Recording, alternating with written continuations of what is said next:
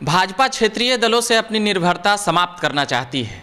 वह जो जाति के आधार पर जो तमाम पार्टियां काम करती है, भाजपा की अब यह नीति लगातार कह सकते हैं कि मजबूती से सक्रिय हैं कि उसी जाति के नेता बनाकर हम अपनी पार्टी में बढ़ाएं। इन तमाम बातों को लेकर अभी बात करेंगे। वरिष्ठ पत्रकार श्रीकांत प्रत्युष जी हैं। सर, जिस प्रकार से भाजपा की अब जो नीति जो आगे हरी सहनी को ला रहे हैं, और भी कई नेता हैं जातीय, नीतीश कुमार के काट के लिए एक राज्यसभा भेज रहे हैं, तो इसे कैसे देखते हैं? देखिए, पहली बात यह है कि बीजेपी अकेले बिहार में चुनाव नहीं लड़ सकती है। आज की तारीख में बीजेपी को सहयोगी दलों की ज़रूरत है। तेजस्वी यादव अकेले चुनाव लड़ सकते हैं। तेजस्वी यादव के अलावा कोई ऐसी पार्टी नहीं है जो बिहार में अपने दम पर चुनाव लड़ पाए, आरजेडी के अलावा। तो सभी पार्टियों को सहयोगी दल चाहिए ही चाहिए। और बीजेपी, आपको पता ही है कि अलग थलग पड़ गई थी, अकेली हो गई थी जेडीयू को छोड़ने के बाद। लेकिन अब फिर से उपेंद्र कुशवाहा आ गए हैं। मुकेश सहनी नहीं आ पाए अभी तक, लेकिन उम्मीद है कि आ जाएंगे।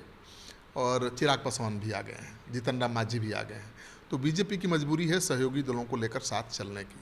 बीजेपी चाहती है कि अब जो सहयोगी दलों पर निर्भरता है उसको ख़त्म किया जाए और पार्टी के अंदर जो लीडर हैं उसी कास्ट के, क्योंकि देखिए जो भी क्षेत्रीय पार्टियां हैं उसके लीडर कास्ट लीडर हैं, मतलब हर जाति की पार्टी है कह सकते हैं।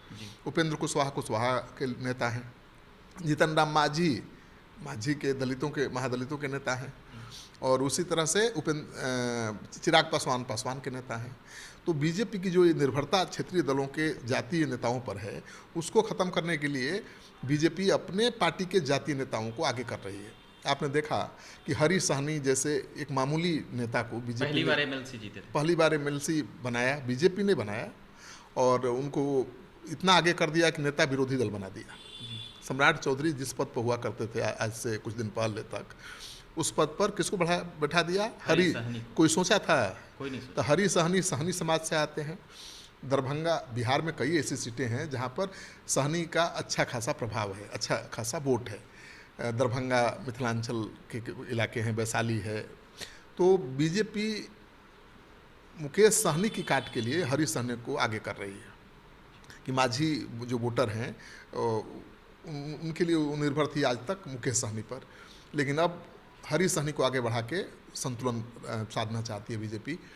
और दूसरे नेता हैं प्रदेश के अध्यक्ष बीजेपी के सम्राट चौधरी, हाँ कोयरी हैं, कुशवाहा हैं जी। तो इनको भी प्रदेश अध्यक्ष बना दिया बीजेपी ने।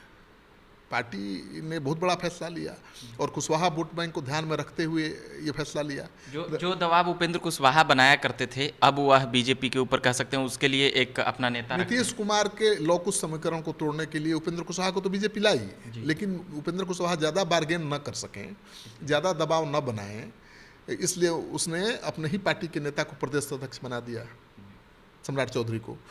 उपेंद्र कुशवाहा पर बीजेपी ज़्यादा भरोसा नहीं करती है, क्योंकि उपेंद्र कुशवाहा कई बार एनडीए को छोड़ चुके हैं ना। करते रहते हैं। हाँ, पहले थे एनडीए के साथ, मंत्री भी थे केंद्र में, लेकिन वो चले गए फिर आरजेडी के साथ, फिर चले गए जेडीयू के साथ, फिर आ गए हैं एनडीए के साथ। तो बीजेपी उनके विकल्प के रूप में सम्राट चौधरी को आगे बढ़ा रही है जी। हरी सहनी को मुकेश सहनी के विकल्प के रूप में आगे बढ़ा रही है। और इसी तरह से चिराग पासवान बीजेपी के सबसे बड़ा लॉयल नेता हैं जी। मतलब चिराग पासवान एकलौते क्षेत्रीय दल के नेता, हाँ एकलौते क्षेत्रीय दल के नेता हैं जिन पर बीजेपी भरोसा करती है। बीजेपी के साथ चुनाव नहीं भी लड़े तो बीजेपी के साथ रहे जी। तो पासवान समाज के किसी बड़े नेता को तो बीजेपी भी आगे नहीं लाई है जिसको कहा जा सके कि हाँ चिराग पासवान की काट हो सकता है। लेकिन गुरु पासवान को बनाए थे प्रवक्ता, किनको? गुरु पासवान को आगे बढ़ाया था, लेकिन उतना आगे गुरु पासवान अब चिराग पासवान की जगह नहीं ले सकते हैं ना। जीतन राम मांझी पर भी बीजेपी भरोसा नहीं करती। छेदी पासवान सांसद हैं, लेकिन छेदी पासवान चिराग पासवान में बहुत अंतर है। छेदी पासवान को बीजेपी कहाँ अब आगे बढ़ा रही है, शायद इसीलिए नहीं बढ़ा रही हो कि कहीं चिराग पासवान नाराज न हो जाए। तो बीजेपी देख चुकी है कि जो क्षेत्रीय दल के नेता हैं लॉयल नहीं हैं, और उसकी मजबूरी है कि हर जाति के वोट लेने के लिए खासतौर पर पिछड़े, अति पिछड़े और गैर यादव जो अति पिछड़े हैं उनको साथ लाने के लिए बीजेपी क्षेत्रीय दलों की मदद लेती रही है। उपेंद्र कुशवाहा को लाया, आरसीपी को लाया जी। सम्राट चौधरी को आगे बढ़ाया, हरि माझी को आगे बढ़ाया। तो बीजेपी की योजना ये है कि आने वाले दिनों में बीजेपी की निर्भरता खत्म हो क्षेत्रीय दलों के नेताओं से, इसको ध्यान में रखकर वो काम कर रही है। एक और नेता हैं, राज्यसभा सांसद भेजे हैं, शंभू शरण पटेल, नीतीश कुमार, मतलब कह सकते हैं कुर्मी वोट में सेंधमारी के। बिल्कुल, तो नीतीश कुमार तो क्या कुर्मी वोट को वो साध पाएंगे? संभव है, लगता है? कुर्मी समाज पर, चाहे कुशवाहा कोयरी समाज, कुशवाहा समाज नीतीश कुमार का साथ देता रहा है। नीतीश कुमार का कुछ समीकरण ही है जिसके जरिए नीतीश कुमार 18 साल से सत्ता पर काबिज है। उस समीकरण को बीजेपी तोड़ना चाहती है और उसी समीकरण को तोड़ने के लिए नीतीश कुमार के सबसे खास कुर्मी नेता आरसीपी सिंह को लाया, फिर इनको राज्यसभा भेजा, जिनका अपना क्या लगता है कि टूटेगा ये? अब ये तो चुनाव में पता चलेगा ना कि चुनाव में नीतीश कुमार के कुछ समीकरणों को बीजेपी कितना साथ पाती है। बीजेपी गैर यादव जो अति पिछड़ा समाज है और ओबीसी समाज है, उसके वोट बैंक में कितना सेंधमारी कर पाती है जीतन राम मांझी और चिराग पासवान के जरिए, ये सबसे बड़ा सवाल है। उपेंद्र कुशवाहा के जरिए, देखिए यादवों के बाद सबसे ज़्यादा संख्या पिछड़ों में कुशवाहा समाज की है, तो कुशवाहा सबसे ज़्यादा संख्या में है और इसीलिए बीजेपी की मजबूरी बने थे उपेंद्र कुशवाहा। लेकिन अब सम्राट चौधरी को आगे कर दिया। सम्राट चौधरी से भी सवाल पूछा गया, उपेंद्र कुशवाहा से भी सवाल पूछा गया, कहीं आपकी काट के लिए तो नहीं सम्राट चौधरी को आगे बढ़ाया गया? उन्होंने कहा कि भाई हर पार्टी को आज़ादी है कि वो खुद अपनी पार्टी को आगे ले जाए, अपनी पार्टी के नेताओं को मजबूत करे, हर वोट बैंक को साधे। उसके तहत बीजेपी ने किया है, उससे उनकी पार्टी की सेहत पर कोई असर नहीं पड़ेगा। हम भी अपनी पार्टी का जनाधार बढ़ाने के लिए काम कर रहे हैं, बीजेपी भी कर रही है, तो इसको कंट्राडिक्शन के रूप में नहीं देखा जाना चाहिए। अच्छा, एक बड़ा सवाल है, यादव वोट बैंक के सेंधमारी के लिए नित्यानंद राय को प्रदेश अध्यक्ष बनाया गया, नवल किशोर यादव को ज़्यादा तरजीह दिया जाता है, वहाँ रामकृपाल यादव को लाया गया, नंदकिशोर यादव एक है, तो यादव समाज में क्यों नहीं हो पाया? देखिए यादव इमोशनली जुड़े हुए हैं आरजेडी से, लालू यादव से नहीं, लालू यादव से जुड़े हुए थे और अब उनके बेटे तेजस्वी यादव से भी जुड़े हुए हैं जी। पिछले विधानसभा चुनाव को आप देख लीजिए ना, पिछले विधानसभा चुनाव तेजस्वी ने तो कांग्रेस के साथ अकेले ही लड़ा था वाम दलों को लेकर और सबसे बड़ा दल बनकर आरजेडी उभरा।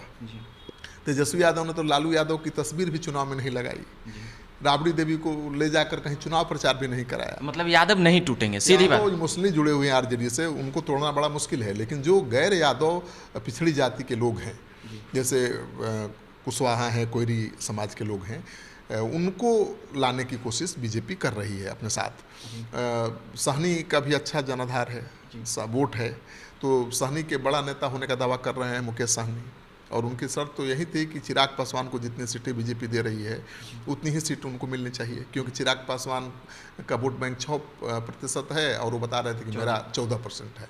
लेकिन जो चुनाव लड़े हैं मुकेश सहनी अब तक, उसमें 1.5% ही वोट उनको मिले हैं, तो 14% पर दावा कैसे कर सकते हैं? शायद इसीलिए बीजेपी ने उनकी बात नहीं मानी। उनकी मांग ज़्यादा होगी, 1 सीट मांगते लोकसभा का तो बीजेपी आसानी से दे देती, लेकिन वो कम से कम 3 सीट मांग रहे हैं। चिराग पासवान दावा कर रहे हैं कि उनको जो पिछले चुनाव में 6 सीटें मिली थी, सभी 6 सीटें मिल रही हैं। सवाल उठता है कि पशुपति पारस का क्या होगा जब चिराग पासवान ही सभी सीटें ले लेंगे? वो कहाँ से चुनाव लड़ेंगे? और बार बार ताल ठोक रहे हैं, कल भी ताल ठोक के गए हैं कि हाजीपुर से ही लड़ेंगे, और हाजीपुर जाने पर उनको जान से मारने की धमकी भी दी जा रही है। तो ये सब चल रहा है, चलता रहेगा, लेकिन बीजेपी चाहती है कि क्षेत्रीय दलों से निर्भरता उसकी कम हो, अपने बलबूते पर वो आगे बढ़े, अपने बलबूते पर चुनाव लड़ पाए। इसलिए बीजेपी अपनी पार्टी के जातीय नेताओं को आगे बढ़ा रही है, लेकिन इसमें कितनी सफलता मिलती है ये तो आने वाला चुनाव ही बताएगा। चलिए, तो ये तमाम बातें हम अभी कर रहे थे वरिष्ठ पत्रकार श्रीकांत प्रत्यूष जी से कि भाजपा अपनी जो क्षेत्रीय दल है उससे निर्भरता हटाकर अपने यहाँ कह सकते हैं कि उसी जाति के बड़े नेता करना चाहती है। बाकी आप तमाम खबरों में बने रहिए। मेरा नाम रविकांत हुआ, धन्यवाद।